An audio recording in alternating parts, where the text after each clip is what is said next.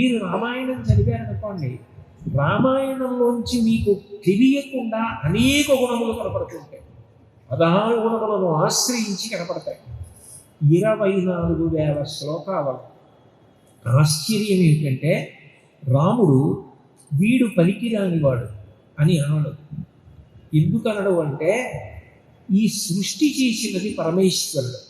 పరమేశ్వరుడు ఒక ప్రాణిని సృష్టించాడు అంటే ఏదో ఒక ప్రయోజనానికి సృష్టించాడు. ఏ ప్రయోజనం లేకుండా ఏ ప్రాణి సృష్టింపబడలేదు. నేను వీడు పనికిరానివాడు అని అంటే ఈశ్వర సృష్టి మీద నేను తీర్పు చెప్పినట్టు. నేనెవరు నా మాట అనడానికి? ఒక్కరిని కూడా మీరు నాతో పనికిరానివారు అని రాముడు అనడం. రాముడితో వెళ్ళి సరిపోయిన వాళ్ళు ఉండరు. రాముడితో వెళ్ళి అందరూ బతికారు. గుణములు ప్రధానం. మనిషికి ఆ గుణములు ఉండాలి. మీరు రామ అన్న నామం ఒకటి పట్టుకున్నారనుకోండి, మీరు రామ రామ రామ రామకోటి రాయండి అని పెద్దలు ఎందుకంటారంటే శ్రీ రామ అంటూ మీరు ఉచ్చరిస్తూ రాస్తున్నారనుకోండి, మీకు తెలియకుండా పాపరాశి ధ్వంసం అవడం ఒక ఎత్తు అయితే, క్రమక్రమంగా మీకు రాముడి మీద ఇంత రాస్తున్నాను కదా, అసలు ఏంటి రామనామం యొక్క గొప్పతనం? ఎందుకు ఇంత గొప్పతనం వచ్చింది పేరుకి? పేరుకి రాదుగా. పేరు పెట్టుకున్నవాడు గొప్పవాడైతే పేరుకి గొప్పతనం వస్తుంది. ఇప్పుడు ఎందరో పేర్లు ఉన్నవాళ్ళు ఉంటారు, పేరు లేని వాళ్ళు ఉంటారా? కోటాను కోట్ల మంది ఉన్నారు, అందరికీ పేర్లు ఉన్నాయి. కానీ ఒక్కొక్క పేరు చెప్పారనుకోండి, కొంతమంది పేరు వినపడగానే 2 చేతులు ఎత్తి నమస్కారం చేస్తారు. ఆయన అండి, మహానుభావుడు అంటారు. వాడా అండి అని అనరు. ఏకవచన ప్రయోగం చెయ్యరు. ఆయన అండి అంటారు, మహానుభావుడు అంటారు.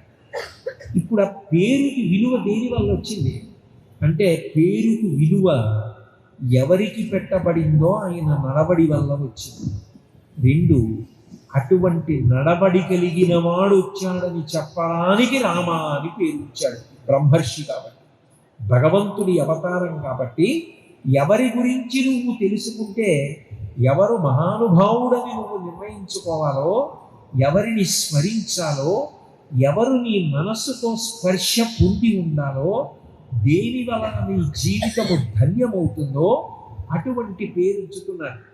నేను ఒకవేళ కఠినమైన పేరు ఏదైనా పెడితే నువ్వు ఉచ్చరించలేకపోవచ్చు. అందుకని ఒక్క ఒత్తు కూడా లేకుండా రామ అంతే.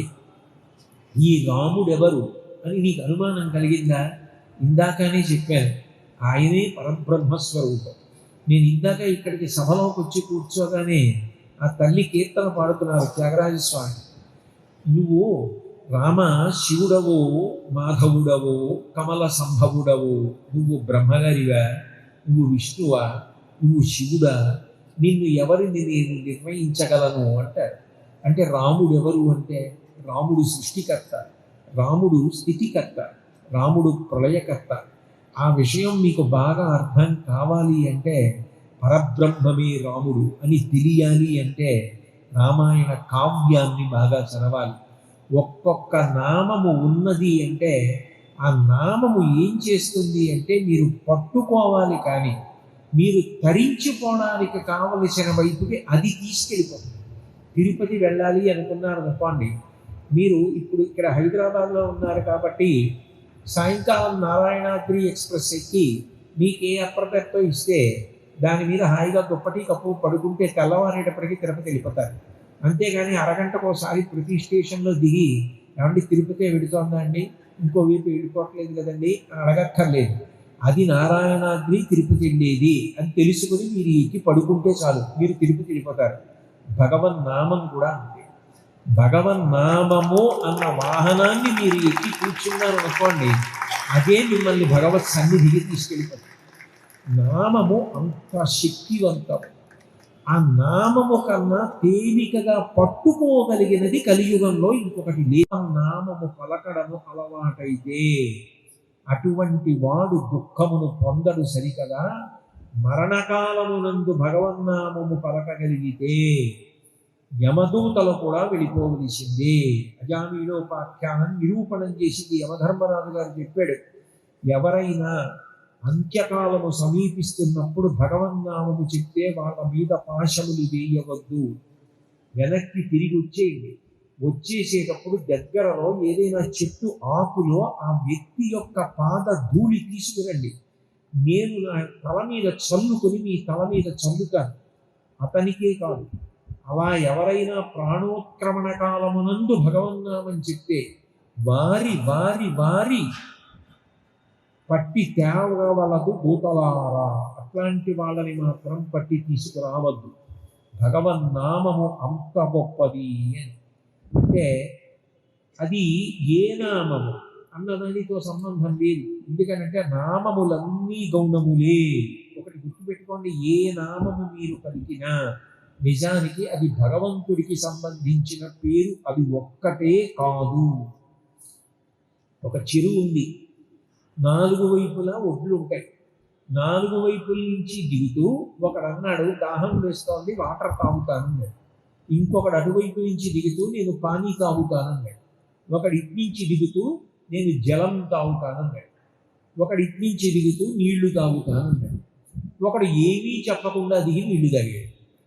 ఒకడు జలం అన్నాడని, ఒకడు వాటర్ అన్నాడని, ఒకడు పానీ అన్నాడని, ఒకడు యాక్వా అన్నాడని, ఒకడు వాటర్ అన్నాడని. ఎవడు ఏది చెప్పాడో ఆ నామము చేత ప్రీతి చెంది దాహము తీర్చదు నీరు. ఏ నామము పెట్టి పిలిచినా దాహము తీర్చడం ఒక్కటే నీటికున్న లక్షణము. అట్లాగే భగవంతుని యొక్క నామములు భగవంతుని యొక్క గుణములు. నిజానికి భగవంతుడు గుణరహితుడు, ఆయనకి ఏ గుణములు ఉండవు. ఏకో దేవః సర్వభూతేషు గూఢః సర్వవ్యాపీ కేవలో నిర్గుణశ్చ అంటుంది ఉపనిషత్తు. ఆయన ఏ గుణములు ప్రకటనం చేయడు, కానీ ఒక్కొక్కసారి ఒక్కొక్క గుణాన్ని ప్రకటనం చేస్తూ ఉంటాడు అప్పుడప్పుడు.